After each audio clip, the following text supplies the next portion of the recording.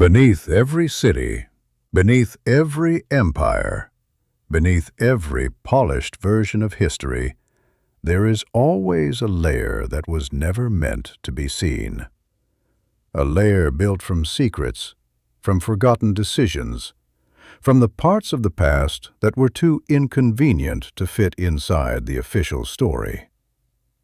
New York has many of these layers, but one of them stands apart. A silent platform hidden under the city, a place known as Track 61. A tunnel without passengers, a station without schedules, a relic wrapped in rumor, in whispers, in the kind of stories that survive only because someone tried to bury them. Some say it was built for private travel, shielding the movements of the powerful. Some say it was a sanctuary for those who needed to move unseen. Others believe it was simply a forgotten piece of infrastructure that became a magnet for speculation. But the truth is this: the deeper you dig into hidden history, the more you realize that the line between fact and legend is not a line at all. It's a fog. And Track 61 is only the beginning. Because once you step into the world of hidden operations, you eventually collide with a moment in American history that still feels unreal. A document so shocking that even the president refused to sign it. Operation Northwoods.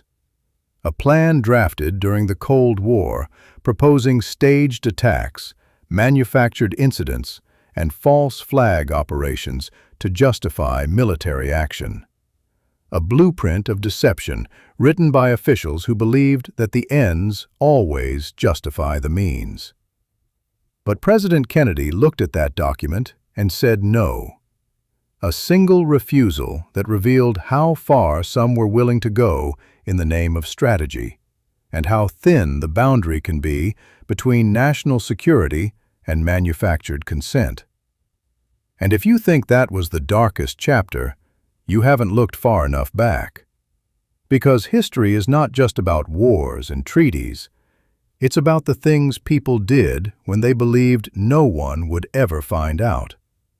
And one of the most disturbing truths comes from Europe, from royal courts, from polished palaces, from the very people who claim to be the height of civilization. For centuries, European elites consumed powdered human skulls as medicine. They called it mummy powder. They prescribed it for headaches, for internal bleeding, for vitality. King Charles II made his own mixture, the King's Drops, and on his deathbed, doctors poured 40 drops down his throat every single day, trying to keep him alive.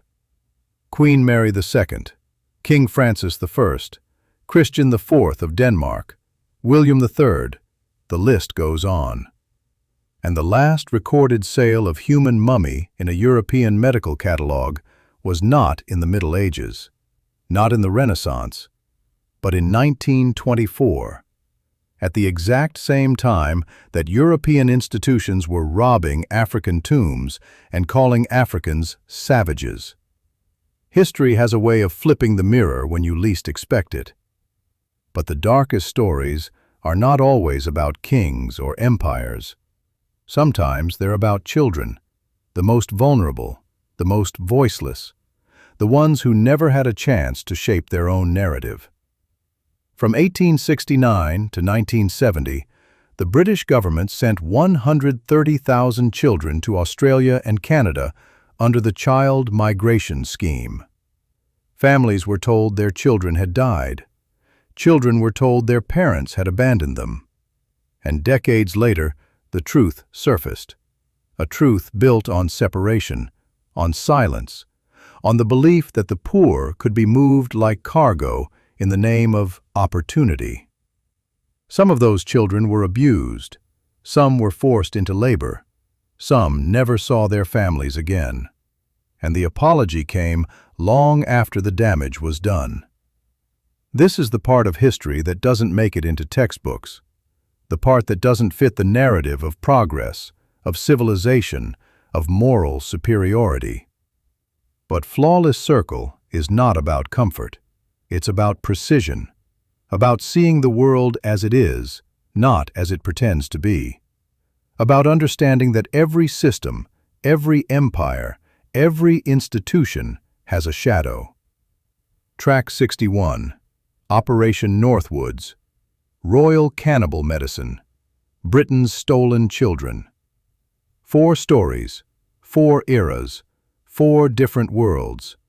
But one truth: the past is not dead. It is buried, and everything buried eventually comes back to the surface. You be the judge.